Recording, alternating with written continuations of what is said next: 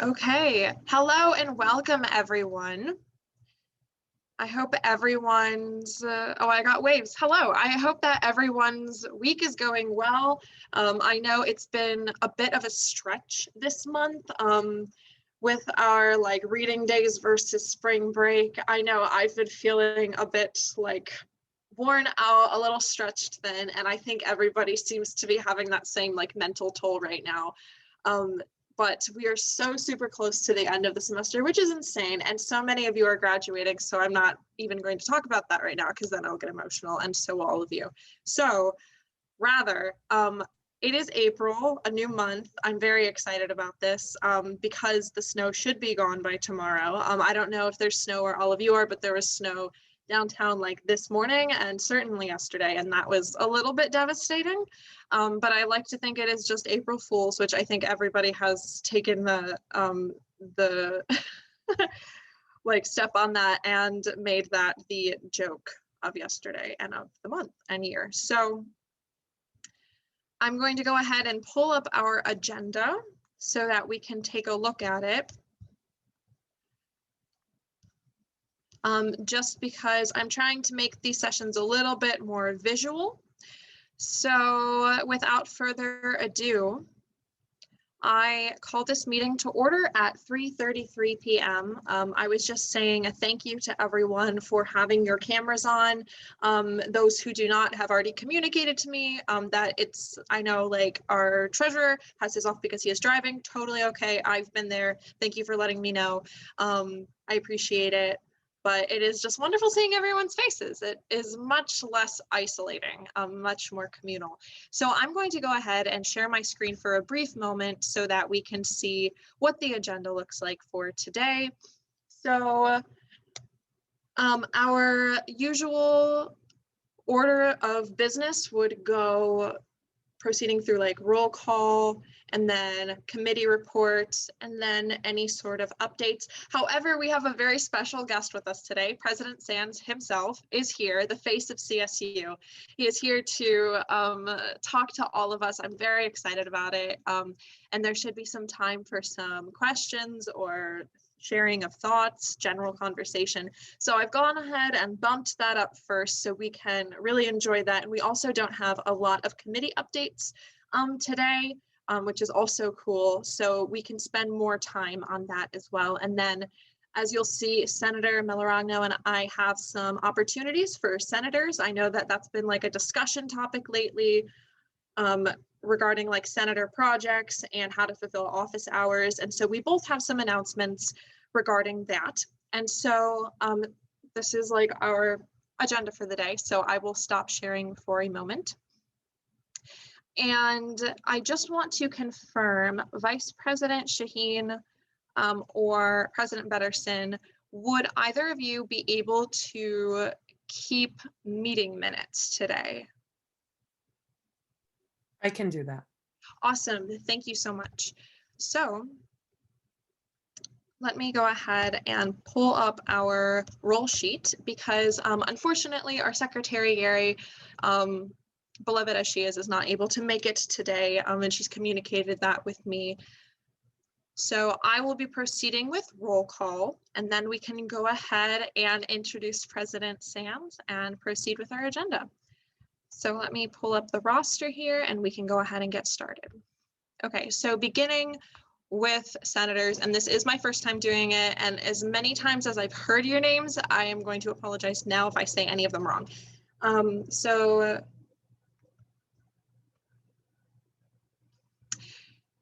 Senator Jandrick.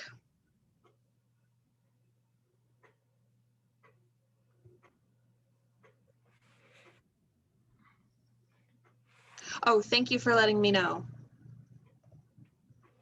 Okay. Senator Clark.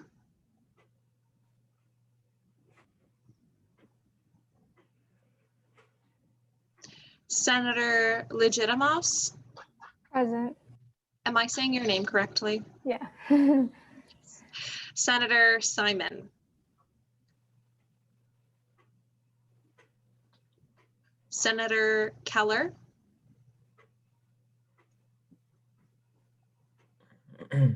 Senator Hurd,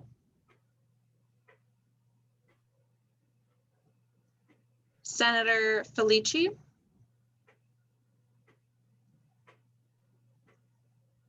Senator Hoodshaw, Here. Senator Lee, Here. Senator Sama. Can you hear it? I'm sorry, can we say something? I'm here. Oh, perfect, perfect. Senator Zhao, Here. Senator Bubnik, Senator Ball, Here. Senator Alfale. Here. Am I pronouncing your last name correctly, by the way? I think you pronounced it right. I'll follow. Alfala. Awesome. Senator McDowell. Senator Melaragno. Here. And am I saying your last name correctly? Close. Correct me. It's Melaragno. Melaragno. Okay, good to know. Senator Novitsky. Senator Raffin. Here. Senator Kareem.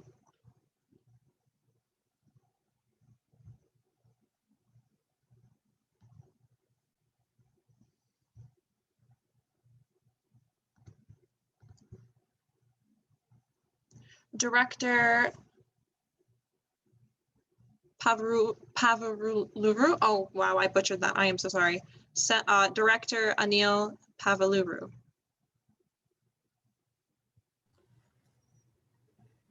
Director Amitaj. Present. Director Rira. Present. Director Howard.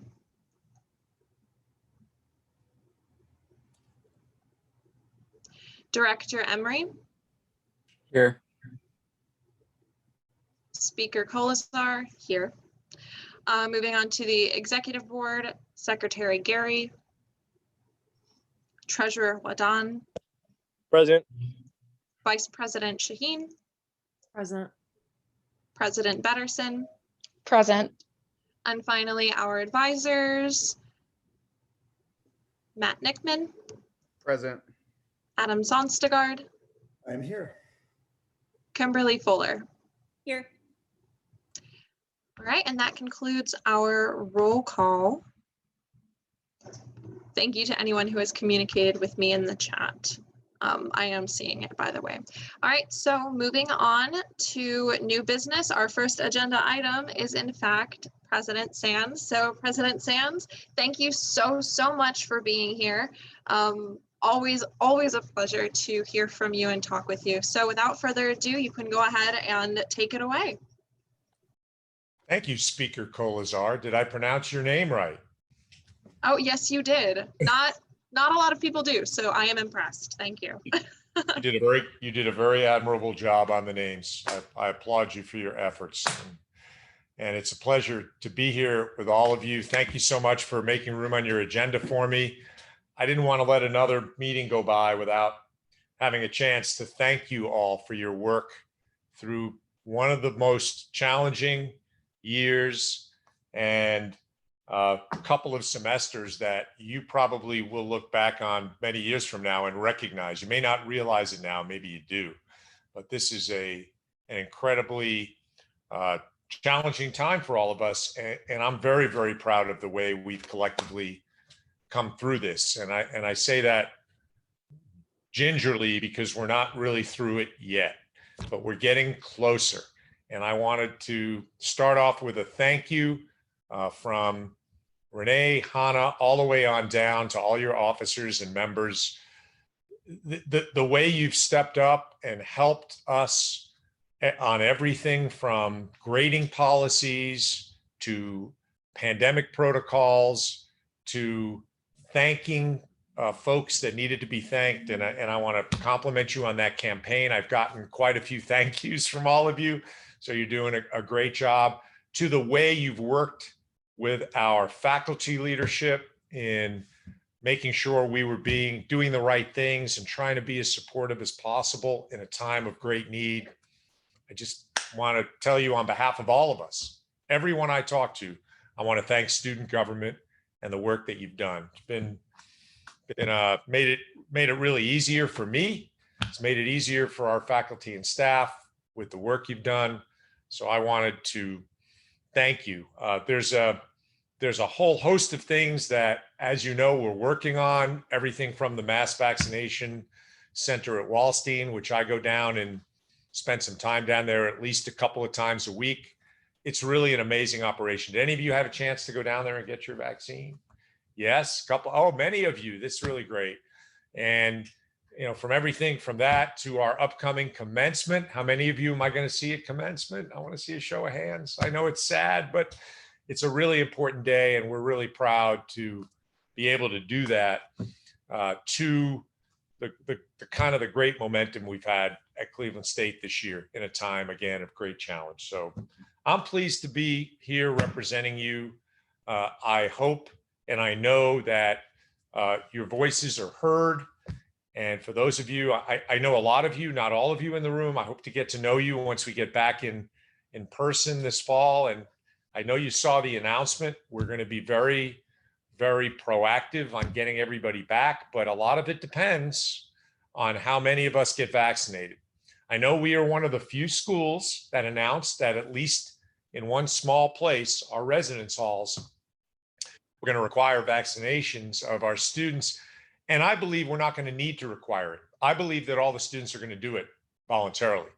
So from what I've seen so far, we've been an incredibly compliant and willing campus to make sure our protocols are followed. It's been something that's set us apart. And I feel confident that as the summer progresses, we're going to get to a point where hopefully almost all of us are vaccinated. So that's the goal. But we also want to go that extra yard when it comes to our residence halls. So I hope you understand where we're coming from on that. But it's our hope that we don't have to require anyone to do anything, that folks are going to step up and do it on their own. And from what I've seen, I'm very, very confident so far. With that, I'm not going to talk. I know a lot of you have seen a lot of our work on everything from CSU 2.0 to commencement to the spring classes. So what I really like to do is open it up and hear from you and get your advice. One of the things I would like to talk, maybe I'll start it off this way. One of the things I would like to get your advice on, and I know we have some faculty reps here too. It's great to see, I don't know, I see Adam, who else am I missing? Kimberly, it's good to see you too.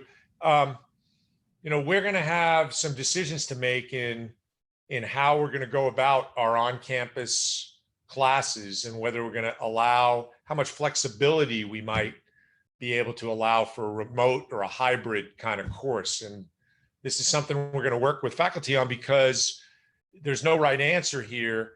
But I think what we've learned in the pandemic is if we give the option and students get comfortable not coming to campus, that'll be the choice they make. So we really would, I'd like to get some input just from student government.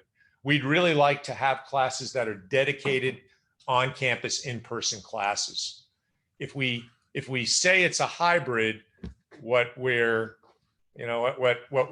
really don't want to happen is 3 folks show up and 25 folks take the course remotely. So that's kind of maybe I'll start there, get some feedback on that, but I'm open to any questions you might have. Speaker Kolazar, you seem to be the one in charge of the communication in the room, so I defer to you on how you want to do this. So what we can go ahead and do, if everyone is comfortable using the hand raising feature, if you click on the participants button at the bottom, you should be able to raise your hand. If that is not functioning either on my end or yours, then you can go ahead and physically raise your hand, in which case I can call on you. So whichever way works better for people, I'll go ahead and just call on people, anyone who has a question or comment, and we can go from there.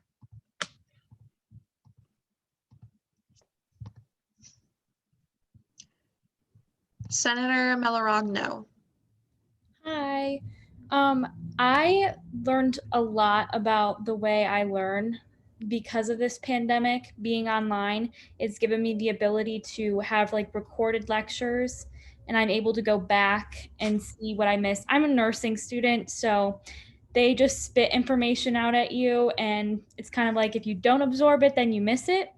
And the best part about having hybrid classes is that my professors record themselves and then post it on like I think it's called Pampto. Um, and I go to the lectures in person, and then later on, if I miss something with my notes, I'm able to go back and go to the video and see what he actually said. And it's just been really helpful considering the fact that we basically had to relearn how to go to school. So that is something that I really hope that we do have next year, is that professors still are able to record themselves.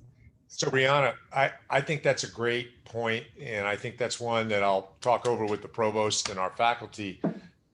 I mean, I'm speaking for myself now because again, I haven't had a chance to talk to our leadership team yet, but my sense is that's exactly what we would want from the hybrid offering, is for folks to come in class and then have time to go back and look at the lecture. But you also understand the other side of that coin is we want folks to come back and join us in person. So it's good to hear that perspective, and it certainly raised that as we get closer to deciding what the various options are going to be. So that's really helpful.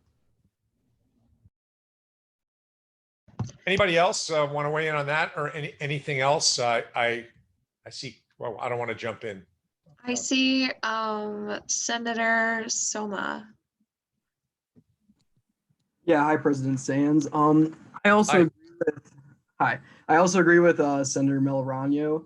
I like the fact that we can go and look back at lectures and stuff, and it's a lot easier to keep track of notes and stuff. On the same token, like for me personally, it's been a lot harder to focus. So I do really want to get back into class as soon as possible. It's so much focus and concentrate on the work at hand. So yeah, I think some kind of system where we can be in class and also have access to the notes afterwards or the lectures would be great. It's great. I'm glad we have a couple faculty here to help relay these thoughts back to our various, faculty senate and our faculty and our colleges, our college deans and chairs, because I think this is something we should spend some time thinking about. I'm with you. I'm a tactile learner. I like to be in the class with a live interaction. And some students struggle with the Zoom technology, not just the technology, but just the distance. So I'm with you on that. Thank you. Yeah. Director Almataj. Hello, President Sands. Nice to see you again. Hey, Arlindo, that's really nice. That's really nice CSU garb you're wearing. I really like that. That was a gift from a very kind man. So I would like to maybe totally remove the hybrid version from the picture. And I say that because besides that, we may get what you mentioned earlier, that like 3 people showing up and the rest being online. I believe that also confuses students when making their schedule, because it's kind of hard for you to schedule the half of the time, let's say online, and the other half in person, when you are, which is different from when you set your mind or you are prepared to make one set of schedule for the whole semester, let's say either in person or remote. But I would really like for the in-person students also to have access to the recorded lectures, which I don't think that is the option now. So while them attending in person will still be mandatory like always, but at least to have access to the recorded lectures for the same reasons that the other senators mentioned earlier. And you know that I've been a big fan of this new edit feature when it comes to lectures. So that may be a good kind of middle position, is to have the lectures available for review without actually offering the choice of being in or out. But can I make a suggestion? I see President Betterson there. I just like saying President Betterson instead of Renee Betterson. But President Betterson, I would advise, if you're okay with this, this might be something to raise in your, with our faculty Senate leadership. I'll certainly raise it, but I know you make a report every month. Certainly something that we should tee up for discussion. Absolutely. Good point. We have a question from Senator Zhao. Hi, President Sands. My question. Hi there. Yeah. So, while I do echo the sentiments of like the advantages of having recorded lectures, I also noticed that the email stated that we will continue to require masking, and will that change based on like what will come from the CDC guidelines, and like just play it by ear? Because I'm not sure. Yeah, so I think you're interpreting that correctly. Right now, our position is we're going to follow the CDC guidelines on masking and distancing. A lot can change between now and August, as we learned last year. And the thing that concerns us the most now is what's happening in Michigan and some other states with the spikes in the virus and the variants that are evidently a little more stubborn. I think we all agree, and I say we because I know there was some heavy coverage yesterday when we sent our policy out. The governor made a statement. We are going to have a specific vaccination program of Johnson & Johnson shots for students, directly for students, and we hope this will be ready before the end of the spring semester. We're supposed to get some more information on how many doses we're going to get. We're making plans to do this on our campus. So I know I'm kind of pivoting a little bit on your question, but our position on masking and distancing is, I think, going to depend a lot on where we are on the vaccines. And if we have a good sense that, we're highly vaccinated, I think we can loosen. I think you might see, and this is just me talking, some relaxing of the distancing requirements before you see relaxing of the masking. Because the masking, the vaccines aren't 100%. And the masking we know works. So with the masking, there's been a lot of talk about the 6 feet, 3 feet. So we might be able to put more students in a classroom, theoretically, but we'll know more over, as we learn more over the next couple of months. That would be, if I were going to say there's one potential for change, it would be the distancing. So instead of having to spread students out in a lot of classrooms, we might be able to get more students in, but it probably will be with a mask. All right, thank you. Very welcome. President Sands, I just want to jump in here real quick. And Speaker Kolitzer, please forgive me, but I have to take advantage of this opportunity. So since Senator Zhao did speak up, I want to put her on the spot now to recognize her for her invaluable contributions to our statement. President Sands, I know that you're aware of it. The statement that our organization released on the recent uptick in anti-AAPI violence.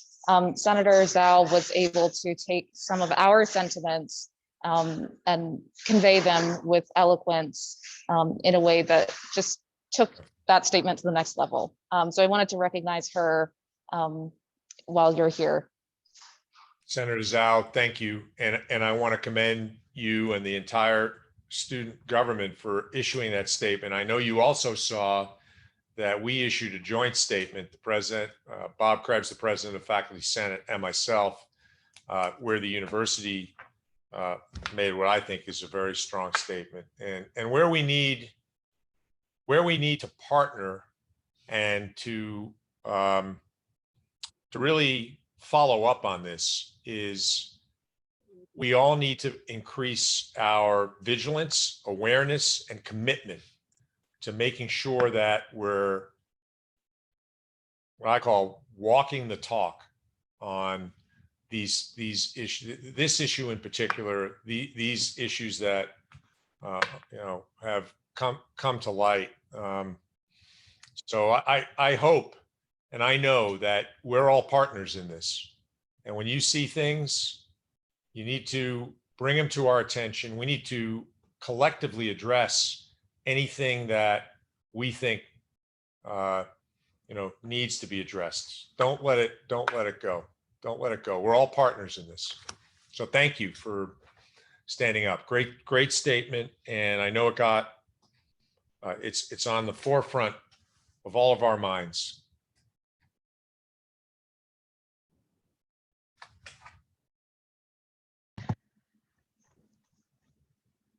I see that Senator Alfalla has a hand raised. Hi. Hi. Can you hear me? Okay. So someone mentioned earlier something about during the pandemic that some people learned how they learned, and that's a really I agree with that. And I just wanted to mention that I'm taking a statistics course, and it started off as a fully fledged online course, online recorded lectures, things like that. And later down the road, some students were found to be excelling while others found it harder to learn online because it's harder to focus. Some people just prefer on in-person courses. And later down the road, the professor set up some lab times for the students that were falling behind. And yeah, that's just something I wanted to mention, that the professor would totally allow and set up times for students who are falling behind, while other students that weren't falling behind and were actually excelling, they didn't need to come in and set up those lab times whatsoever. So there's definitely multiple ways of doing some type of hybrid course. It's not just one type of thing, I would say. And yeah. I totally agree. And I think that's a great point to also let's take back and advance this conversation. One of the things that we've learned in this remote environment is that individual assistance, questions of professors works really well on Zoom. And in some ways, from what we've heard from students and faculty, is it actually works, in comparison to in person, where students are lining up outside a faculty member's door and waiting to be seen. If you can do it remotely and ask those individual questions, you could, that's kind of the feedback, at least that we've seen, some of it suggests that that's something we would keep going forward, that makes it easy to connect. So I think your example is another example where, not all students have to attend, but things that we can do to enhance those extra hours and sessions where students are struggling. I think it's a great idea. Again, I urge these thoughts. I will relay them, but we've got folks in the room that can relay them also. So we'll go ahead and follow up on that. Great suggestion. Makes me want to get back in the classroom and teach. I'm ready. Senator, You'd have to take my course though. That would be that would be up to all of you. I'm gonna keep it a secret as to what I'll teach. We'll have to find out. You have to find out. Senator Mellarogno, I see that your hand is raised. Go ahead. I just have one more thing to add about what I said earlier. I didn't even think about it until after we were talking more into this, but I had COVID at the beginning of the semester, like the first 2 weeks. And what saved me was that I wasn't behind because the lectures were posted. So if in the future people can still get COVID, and it would just make everything a lot easier so students aren't behind in the future and they're able to look at those lectures or look at those labs online, which was really helpful. So Yeah, that's great. I don't want to put Adam and Kimberly on the spot, but I don't have the data in front of me. Maybe they know more than I do about what percentage of our faculty or how many of the courses are available to go back and review, but it's something we could certainly look into.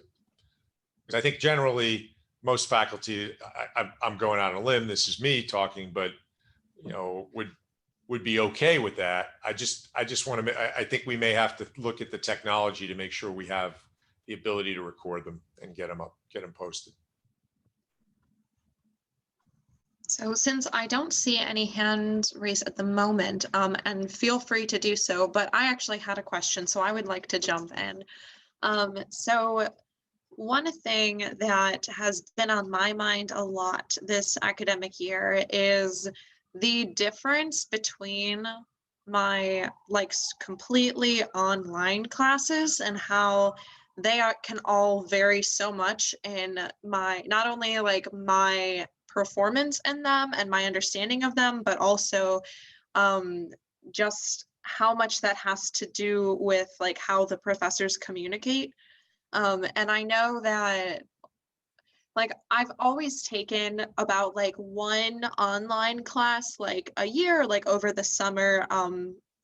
And it hasn't been until I've been taking so many at a time that I've really started to notice that there is so much that like a professor can do to make a difference in an online course, like one that is completely asynchronous, one that does not involve any kind of online lectures. And there are two courses that I am taking right now that are completely asynchronous. There's no required lecture. They have like a similar amount of required weekly assignments. So they're very similar like structurally, but one of them I personally feel like I have learned very little from, and the other I feel like is one of my favorite classes I've ever taken. And the difference is just completely in what those professors have done to communicate with students. And so I think that one like silver lining that we can see is that we can really improve the quality of the online courses that we offer. Because so many, and I think especially with like learning how to use like Zoom or learning how to record like Panopto lectures, I think that those are things that should continue to be incorporated, or at Hey least like guys, I think we lost him. Oh no, I thought we lost someone. Sorry.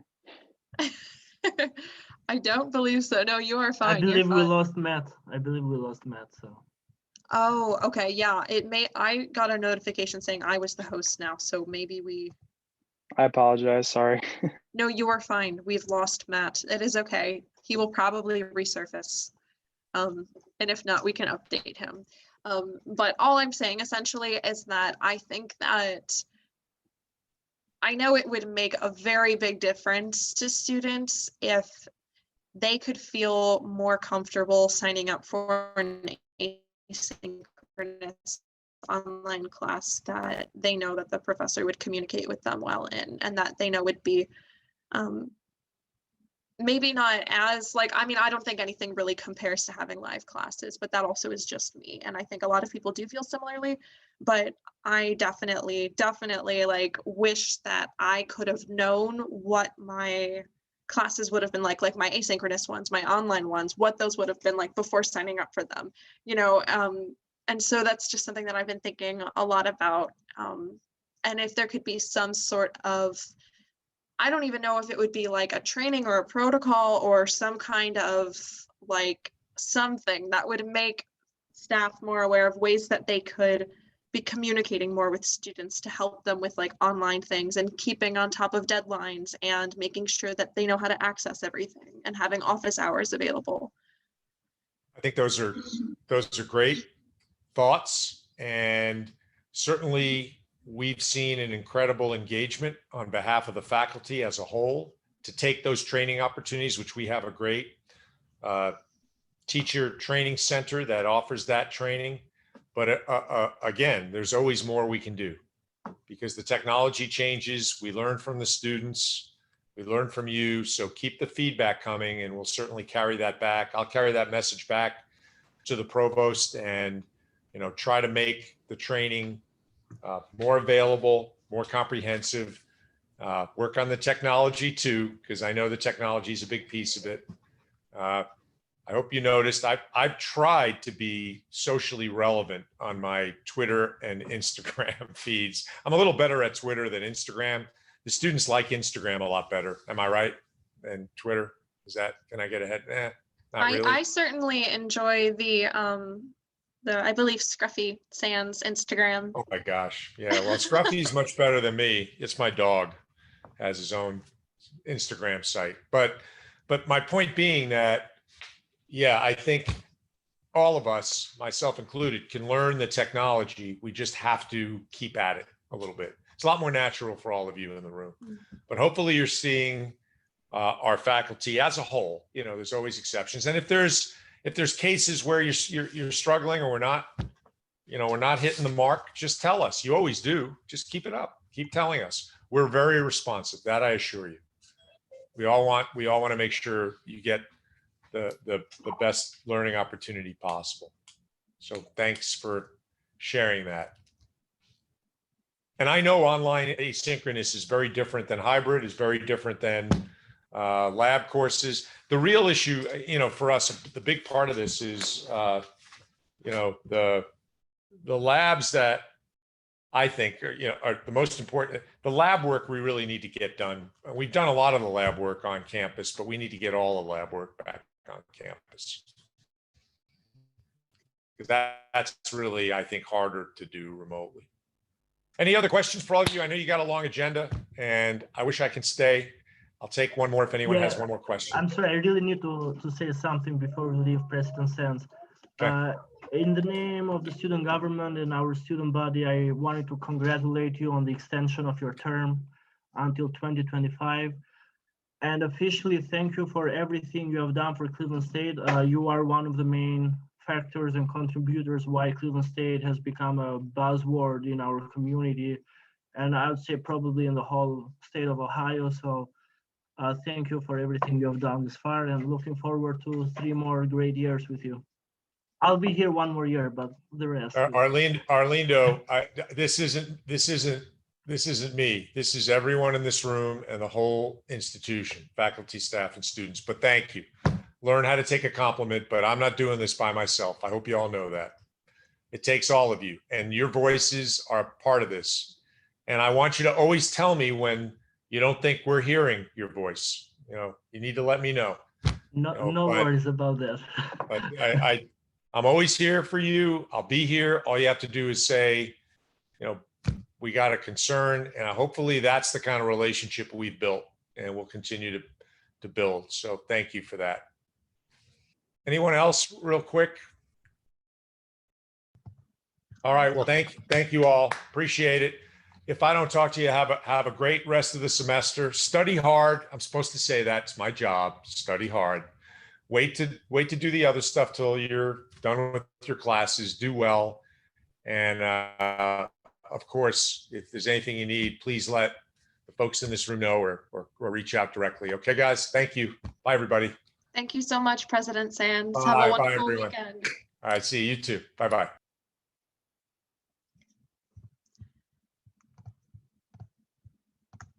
All right, guys. Thank you all for asking such fantastic questions. It was a wonderful discussion.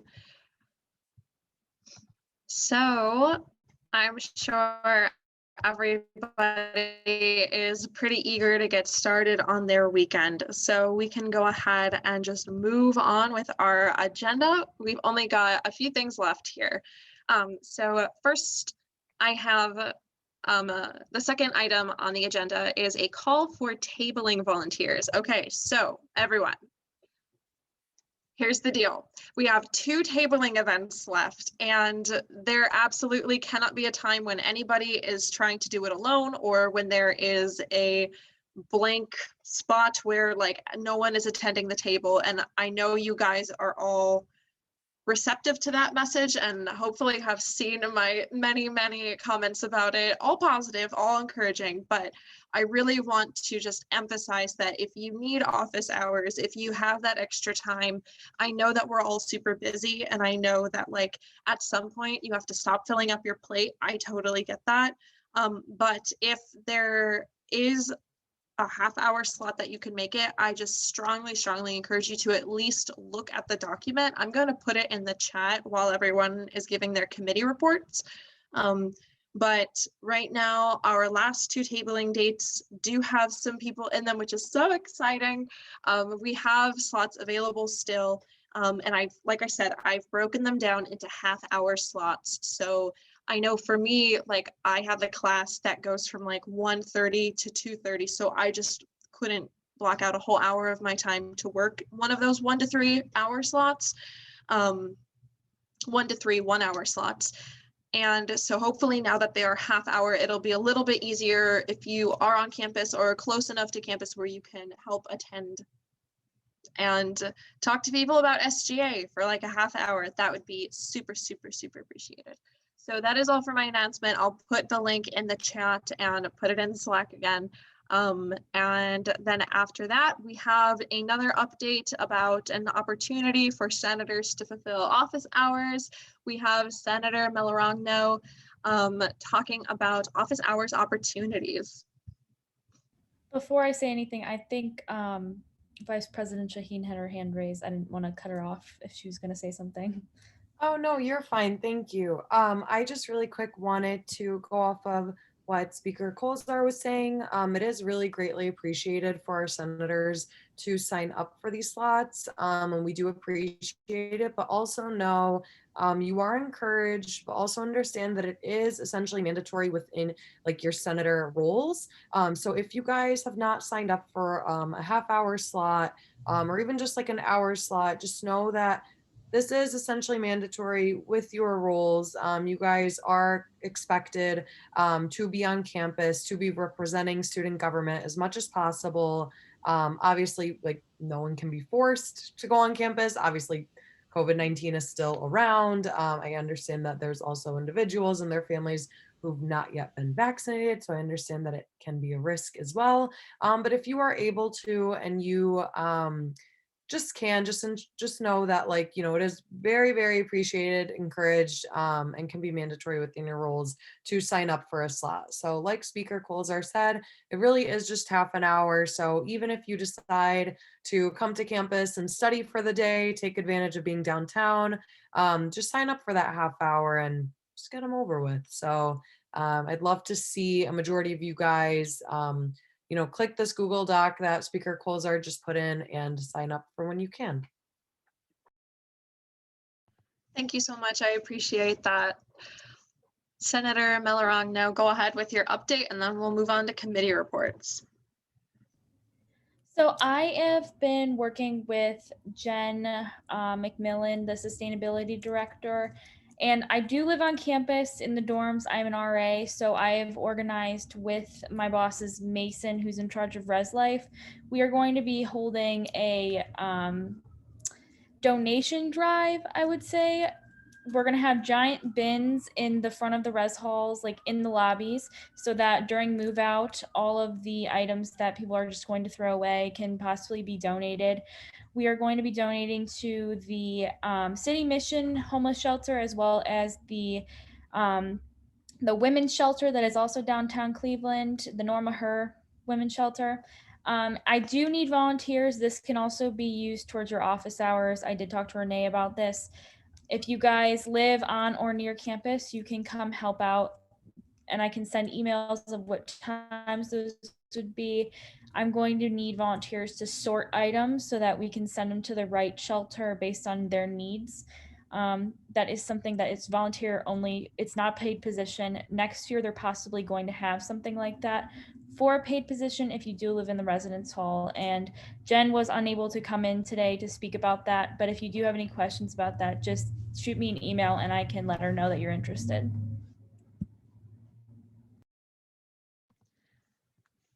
Thank you so much. All right, so guys, there are two amazing opportunities for fulfilling senator office hours. If you have any questions at all about either of those, please just reach out to anyone on the e-board, me, Senator Meloragno. We will be happy to answer any questions. So finally, we have our committee reports, starting with our finance report. Treasurer Wadan. Hello, thank you, Lauren. Can you guys all hear me? Yes. Perfect. All right, guys, I'm very, very happy and sad at the same time to conclude our final hearing 5 update. So we just recently underwent our last hearing. I'd like to thank everybody for assistance, Finance Committee, Senators, President Betterson for dealing with all the marketing material and stuff. We did have a pretty big hearing for our last hearing compared to some of the other ones we've had earlier in the semester.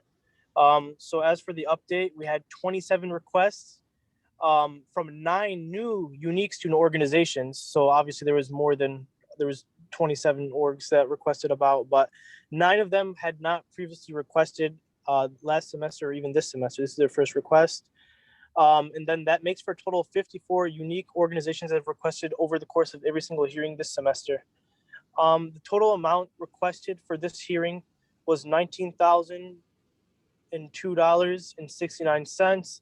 And then the total amount that we allocated as a finance committee was $13,006.57. So I'd like to give just a big shout out to the finance committee for working so hard over last semester and this semester. We've met like so many times, and I think they can all attest to how many times we've met and how long our meetings have been. And I think it was a lot of fun so far. As for the rest of the budgetary matters, I'm running some analysis and stuff. I already ran analysis on all the other hearings. This hearing I have these figures present, and then for the next hearing we'll have the closing budget and financial reports for last semester, this semester as a whole as well. So for the whole fiscal year. But so far so good. I think that I'm pretty happy with how this budget request went. We had over 100 this year in total. And it just, I think something I'm proud of, especially during COVID, for the types of events that we could put on for these student organizations. I just know that it's, I was organization president, even outside of student government before. I know how difficult it was to deal, but these organizations that are requesting and putting on events during COVID, I think is something that's truly inspiring. So thank you everybody for your assistance. That's all I have this week. And then in 2 weeks, I look forward to giving you a longer update. This was a medium-sized update for me, I think, but thank you. Thank you so much, Treasurer Madan. So we do not have an update from United Student Org, so we'll be moving on to the Ad Hoc Sustainability Committee. Director Rira, do you have an update for us? Yeah, I just have a short, quick update. So the Arbor Day celebration, I just sent in the event request, and hopefully that will be accepted shortly. The Arbor Day celebration is 4 weeks away, so it's very exciting. It's going to be a very memorable celebration. I hope that all of you guys can participate. It seems that a lot of you guys did not, look at my poll that I sent and did not complete it. So I will be sending a Google Doc form because we need a lot of volunteers. Well, not a lot, but we do need volunteers for the celebration in order to help out. So I will be sending out a Google Doc form. If you guys could please fill that out, that'd mean a lot to myself and the committee so we can get this thing rolling out. But no, I think this is going to be a great opportunity. Hopefully it's a nice day on the 30th, and these 2 beautiful trees, they're going to be planted and they're going to be on that ground for a while. So I hope everyone can participate and can, be there. And then my second update, I just want to kind of bring up the fact that the Vikes Go Green Challenge is still going on. Senator Melorano and the Public Relations Committee did a great job redesigning the flyer. It was posted on Instagram, I believe yesterday or 2 days ago. So if you guys could please share that, repost it, participate in any way, that would mean a lot. If you guys can see it, it's in Senator Melorano's picture.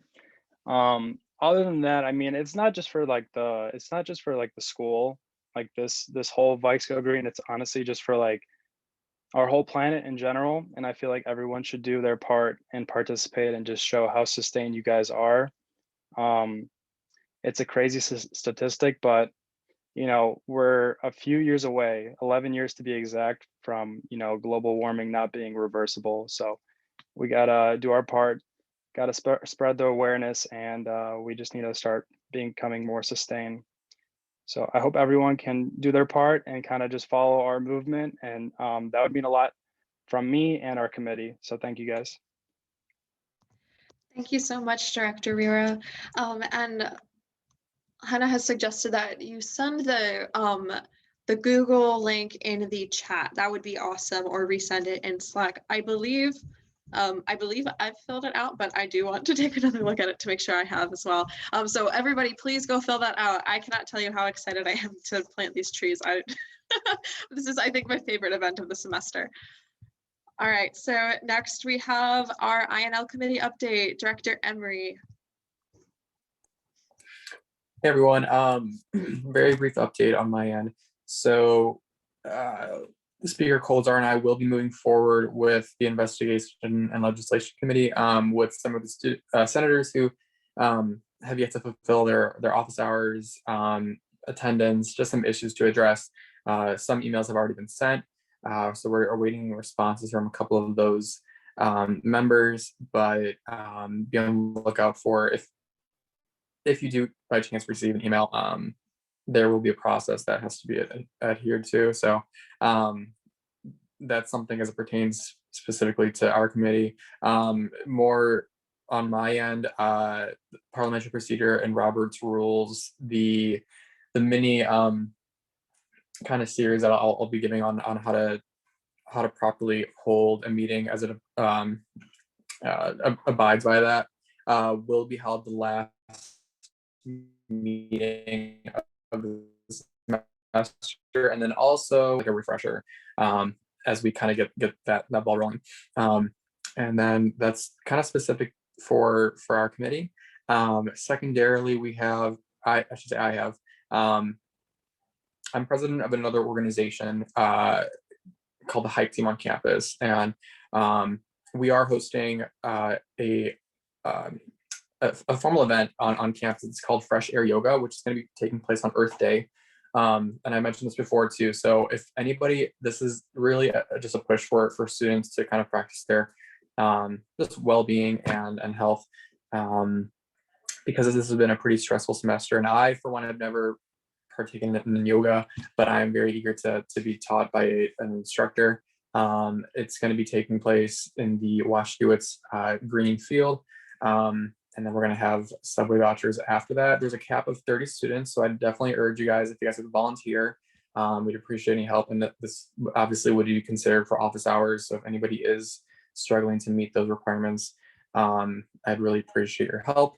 And it will be fun too. You get a free yoga mat. So if anybody's interested in that, please feel free to reach out to me. I know that should have been included in the announcements, but it's kind of a non-conventional meeting. So. No worries. Thank you so much, Director Emery.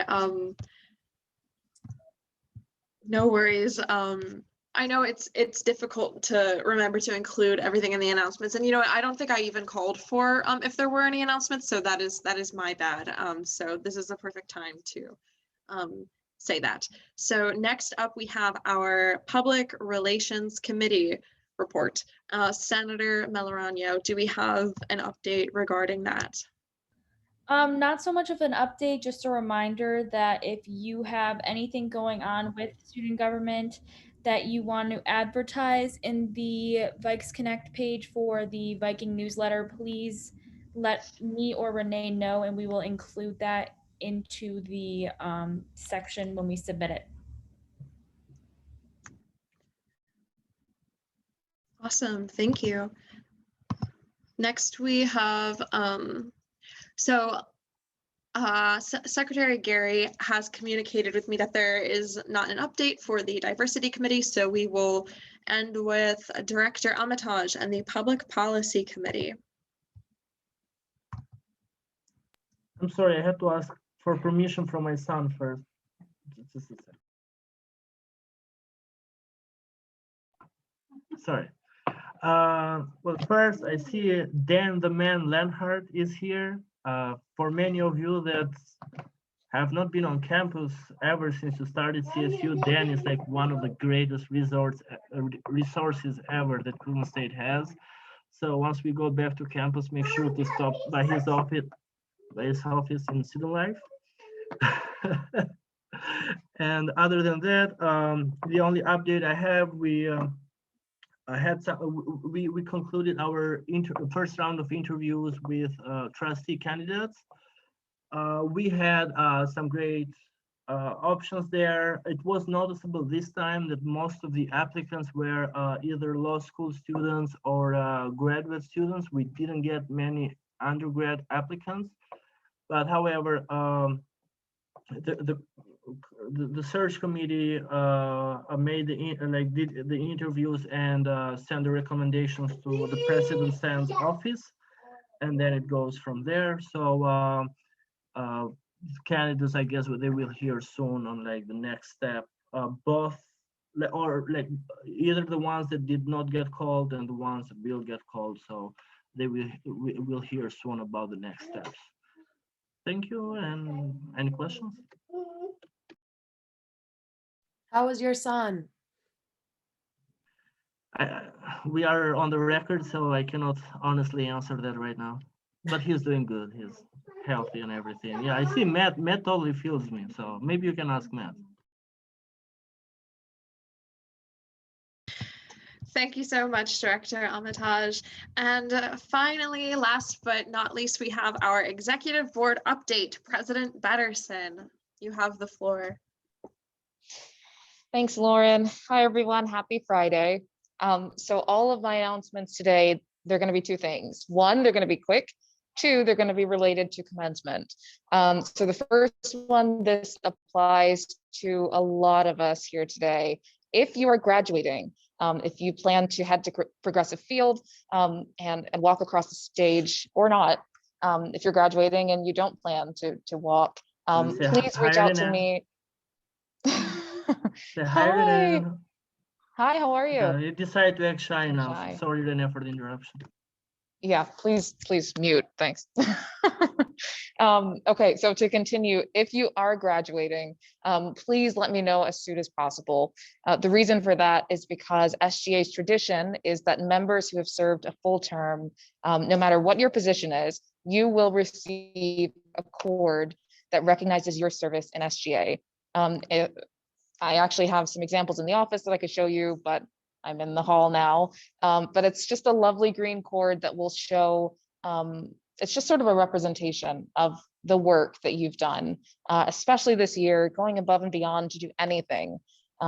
It's a lot. And so I want everyone who's graduating to be recognized for that. So again, please reach out to me. I know a few of you have already. Thank you for doing that. I have that noted. But please reach out as soon as possible so that we can get that stuff to you. And then the next update that I have is that the Executive Board's project, our final big project for the year, the Grad Spirit Competition is well underway. So I was able to work with Vice President Shaheen and meet with some folks at the bookstore to kind of get the logistics figured out. But we're hoping to recognize a bunch of graduates. I don't want to say any numbers now because I don't want Matt or Omar to faint. But the idea is that we want to recognize as many people as possible and just give them a great parting gift. So keep an eye out on more updates for that. Some of you will be invited to serve on the selection committee as part of that. So the moral of the story, read your emails because there might be cool updates. And that is all I have for you today. Thanks. Thanks so much, Renee. And finally, we have announcements from Matt. Hey, everybody. I'm in the middle of West Virginia with 3 dogs, 3 kids, and 4 adults. So I understand, Arlindo, that. And so I'm going to put this in the chat if my internet is poor. But we do have some just fun updates going on campus right now. So RA applications are open. If you are interested in being a resident assistant for next year, please, if you aren't interested, someone else, if they want to live on campus for free, get lots of transferable skills and experiences, please, that is something that is open. Student Affairs Awards are open in Vikes Connect. So that's an annual way to recognize students, staff, graduate students, anything like that. It's the 49th annual award ceremony. So that's kind of a big deal as well. Laverne Cox is virtually coming to our campus on April 8th. So that's a really awesome big event with our LGBTQ plus student services, as well as our Women's Center collaborating for that event. Q&A from students, really fun event. And I would love hearing everything everyone said about the virtual components, because we're really working hard to make sure it's something recorded that students who aren't able to access it can for a limited period of time after the event. as President Sand said, there's more information about vaccination for students coming soon. So that's just, I think, something to be aware of. And then lastly, but not least, just our Viking newsletter comes out every Monday. I've heard some folks reference it already, but a lot of this information is in there and will continue to be there. But it is what we hope to be a one-stop shop for everything going on campus. All right, thank you so much, Matt. Well, so much exciting news today and excellent discussion. Thank you all for sticking around for the full hour. We are at the 59-minute mark because we started at 3:33. So I call this, I adjourn this meeting at 4:32 p.m. And you are all free to go. Feel free to stick around. If you have any questions, email me